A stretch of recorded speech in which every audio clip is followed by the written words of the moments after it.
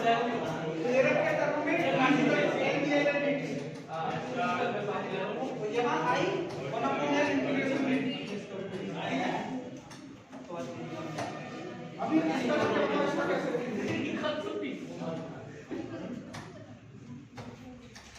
देखो इसका यदि मैं ऐसे करंट आई मानूं ठीक है ये भी मानता हूं आई तो कैसे लिखोगे देखो ये बड़ी प्लेट है हां भैया अगर इसके एक्रॉस वोल्टेज लिखोगे तो उसको क्या होगा आई आर होगा इस एक्रॉस वोल्टेज क्या होगा V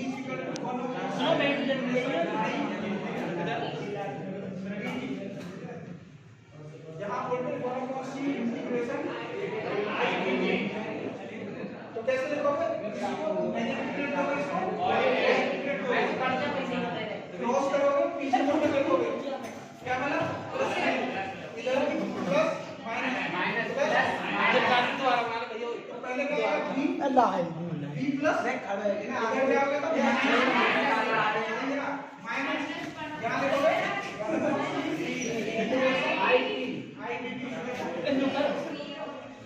आगे चला जाएगा देख समझ में आया का टॉपिक चल रहा है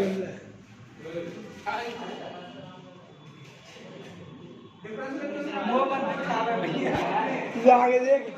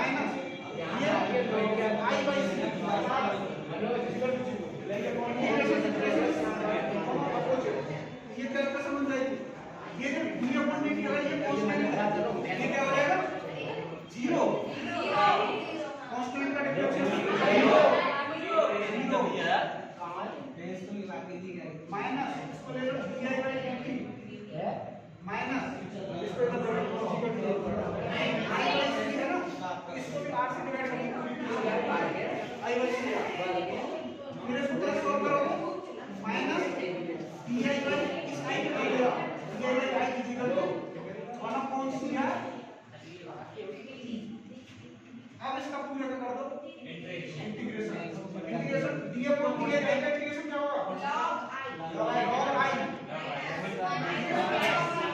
माइनस के log i equal to 1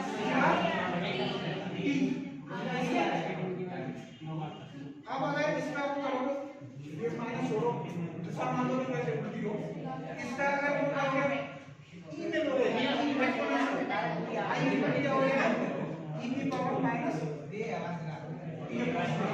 minus तो क्या है i की वैल्यू क्या है e की पावर माइनस t अपॉन जो t के जो डिवाइड में आया सीआर इसको बोलते हैं टाइम कांस्टेंट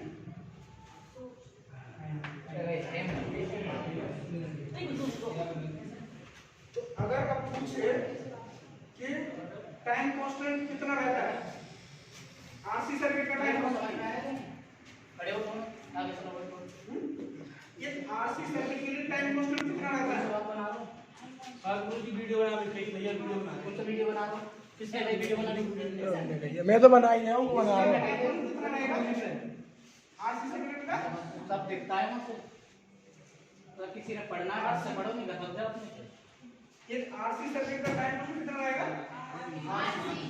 ठीक अभी ये मेरे को आप सॉल्व करके बताओ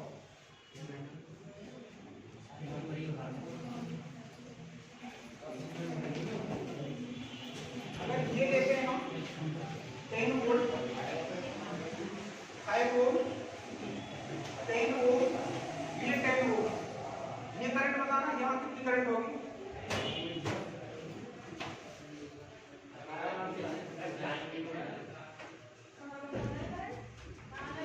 यहाँ करंट कितनी होगी अच्छा पहले ये बताओ ये दोनों सीरीज में या पैरेलल है ठीक है ना हालांकि मैंने ऐसे बनाया लेकिन है पैरेलल ठीक है ना मैं यही पूछना चाह रहा हूँ पैरेलल है तो अब आराम से कर दो भाई ये दोनों पैरेलल हो गए 10 और 10 पैरेलल हो कितना हो गया 5। फिर ये 5 के साथ क्या होगा सीरीज में 5 और 5 10 10 में 10 1 यहाँ हो गया 1 एम्पीयर 0.5 ठीक है। अच्छा ये सर्किट बनाने तक आपको आगे सही है। अब एक और चीज देखते हैं, हमने अब तक क्या देखा था, अब फिर से हम अर्धचालक पे आते हैं। दो चीज पढ़े थे हम अर्धचालक में, सिलिकॉन और जर्मेनियम अर्धचालक थे। जब तक उन्हें कुछ नहीं मिलाया वो निज अर्धचालक थे। जब हमने उन्हें मिलाया तो हम दो तरीके से मिलाया, या तो जब फिफ्थ ग्रुप में से मिलाया या थर्ड ग्रुप से मिलाया। जब फिफ्थ ग्रुप से मिलाया तो उसमें एक टाइप बना क्योंकि एक इलेक्ट्रॉन इम्प्लॉयमेंट करा। जब थर्ड ग्रुप से मिलाया तो पी टाइप बना। ठीक, अब क्या मतलब मिला कि जो पी टाइप होगा वो थर्ड ग्रुप से मिलाने से बनेगा। पी मींस पॉजिटिव, यानी कि इसमें जो बहुतायत होंगे वो होल होंगे। ठीक, जो एन होगा एन फिफ्थ ग्रुप से मिलेगा, यानी कि इसमें बहुतायत में इलेक्ट्रॉन होंगे। ठीक है, ये एक बाह्य अर्धचालक है, ये एक बाह्य अर्धचालक है। अब हम क्या करते हैं, इन दोनों को एक साथ कंबाइन करते हैं।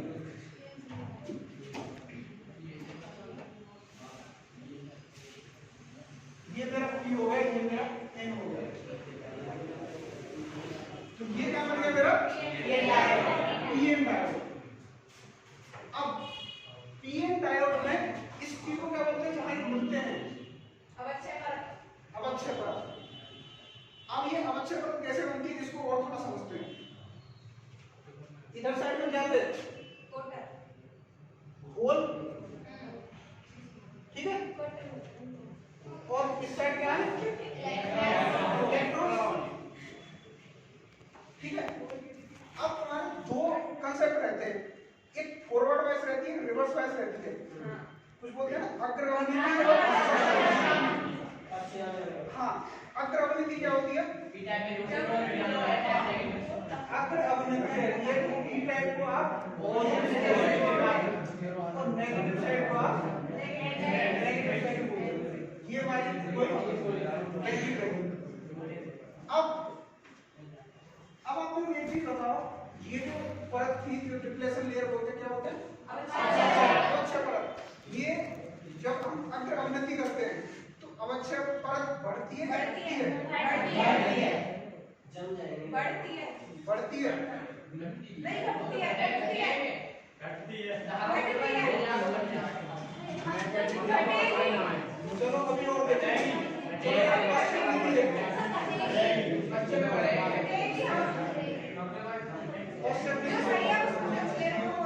ये कैसे बनेगी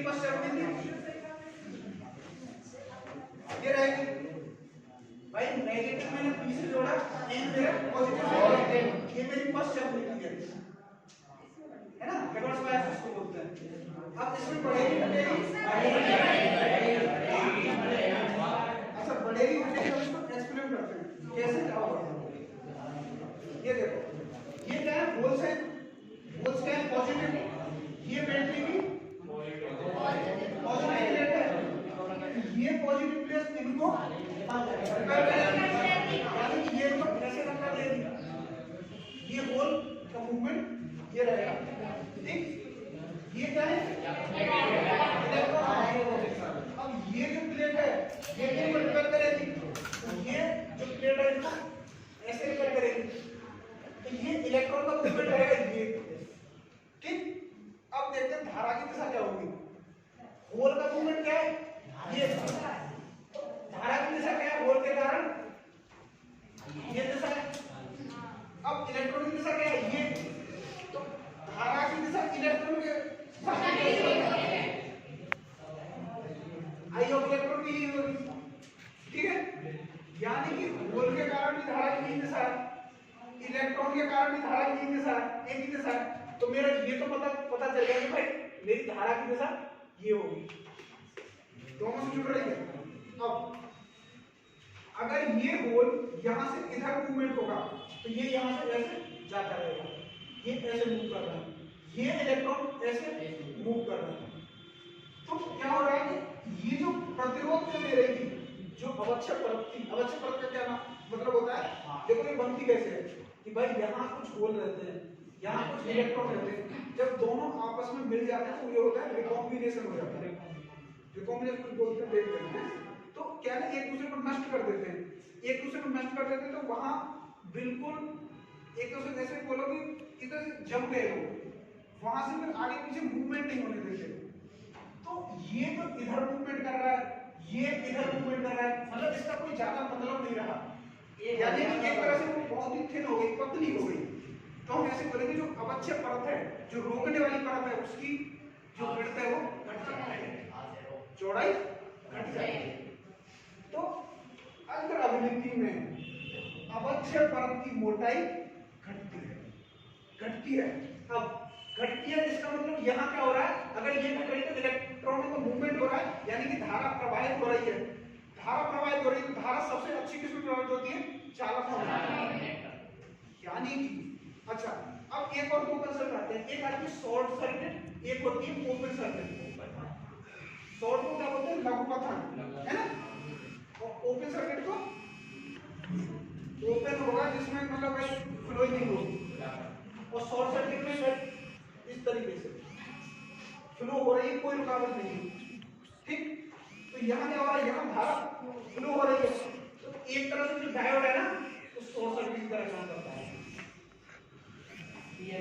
डॉक्टर आशुतोष, पीएन डायोड एक दूसरे को आकर्षित करते हैं, तो ये इन होल्स को अपनी ओर आकर्षित करेगी। ये प्लेट पॉजिटिव है, ये इलेक्ट्रॉन्स को अपनी ओर आकर्षित करेगी क्योंकि विपरीत आवेश है।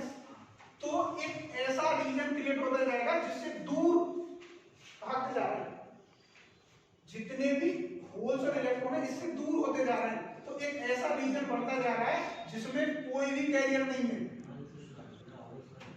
ठीक है। तो यानी कि भाई अगर इसमें धारा प्रवाहित होनी है तो कैसे होना चाहिए था? ऐसे मूवमेंट होना चाहिए था भाई, ना तो ये इसको क्रॉस कर रहा ना ये इसको क्रॉस कर रहा, वो बढ़ता ही जा रहा है, धारा बढ़ता ही जा रहा है, तो करंट फ्लो ही नहीं हो रही। तो ये क्या है, ये जो विड्थ है, जो अवच्छेद परत की जो मोटाई है, वो क्या हो रही है? बढ़ रही है। एक ऐसा क्षेत्र बढ़ रहा है जिसमें कोई कैरियर ही नहीं है, तो हम क्या बोलेंगे, इसमें जो अवच्छेद परत की मोटाई है वो बढ़ रही है। धारा फ्लो हो रही है? नहीं हो रही। धारा फ्लो नहीं हो रही तो वो कैसे काम कर रही है? ओपन सर्किट है, शॉर्ट सर्किट? Open circuit. भाई ओपन सर्किट में तो धारा फ्लो नहीं होती, ऐसे लग रहा है जैसे यहाँ बिल्कुल ही कनेक्शन कट गया, है ना? है ही नहीं। तो क्या कंक्लूजन निकला कि जो फर्स्ट अभिनति होगी, फर्स्ट अभिनति में ओपन सर्किट का काम करेगा, धारा प्रवाहित नहीं होगी, डायोड उजालक की तरह काम करेगा। तो डायोड एक ही था, उसको चालक की तरह भी काम करवा दिया, उजालक की तरह भी काम कर दिया। अब इसी चीज से हम एक और चीज बताते हैं। कुछ आप देखते हैं ना, हमारी जो धारा रहती है, ये जो है ये एसी या डीसी? एसी। जो एसी रहती है, एसी का क्या मतलब? केवल दिखा रहा है, अल्टरनेटिंग करंट, मतलब उसकी आवृत्ति बदलती रहती है, इस टाइप से रहती है। ये मेरी एसी है ना, और जब हमारे घर वाली एसी कितनी है? 50 हर्ट्ज की। अब डीसी क्या रहती है? उसकी कोई आवृत्ति नहीं रहती, फ्रीक्वेंसी 0 रहती है, ठीक है। मोबाइल चार्जर रहता है, मोबाइल चार्जर में क्या रहता है? लगाते तो आप उसको एसी से हो, लेकिन उसमें क्या रहता है, जब मोबाइल में चार्ज करते हैं ना, अगर चीजें स्टोर करनी है तो वो डीसी के रूप में स्टोर होती है। हर चीज जो बैटरी में स्टोर होगी वो डीसी में रहेगी। अब मेरा काम है इस एसी से डीसी को बनाएंगे कैसे, ठीक है ना। ये मोबाइल वाली जो सर्किट है उसको बनाएंगे कैसे, कैसे चार्जर बनता है? ये देखो, यहाँ आप एसी सोर्स से लगा दोगे, एसी सोर्स से लगा दोगे, फिर उसके बाद आप यहाँ एक अपना डायोड लगा दोगे, और इसके बाद यहाँ कोई लोड लगा दो। लोड ये मेरा हो गया मोबाइल, मोबाइल मैंने यहाँ लगा दिया, ये मेरा चार्जर हो गया। कैसे चार्जर बनेगा आप देखिए।